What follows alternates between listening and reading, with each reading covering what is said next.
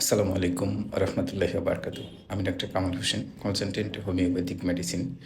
আজকে যে বিষয়টি নিয়ে আলোচনা করব, সেই বিষয়টি হচ্ছে যে অনেকেই প্রশ্ন করে থাকেন যে আমার দিন দিন স্মৃতিশক্তি কমে যাচ্ছে। সেটা কিভাবে বুঝলেন? যে মূলত বলে থাকেন যে এটা সাধারণত একটা কলম এখানে রাখছি, মানিব্যাগ এখানে রাখছি বা ওইখানে রাখছি, পরে আর মনে করতে পারতেছি না।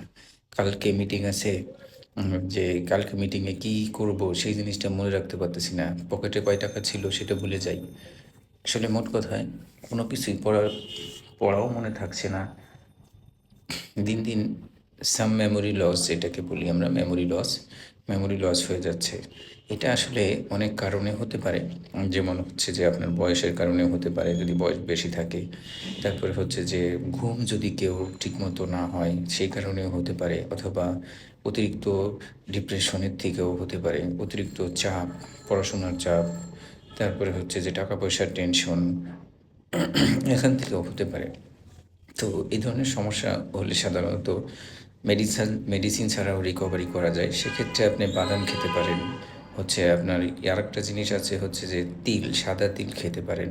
আরেকটা জিনিস হচ্ছে গরম ভাতের সাথে প্রতিদিন অন্তত ১ চামচ করে ঘি যদি খান, সেক্ষেত্রেও রিকভারি হতে পারে। অথবা যে আমাদের হোমিওপ্যাথিতে খুব চমৎকার কিছু মেডিসিন রয়েছে, এগুলো খেলে আপনার এই সমস্যা দ্রুত রিকভারি হয়ে যাবে ইনশাআল্লাহ।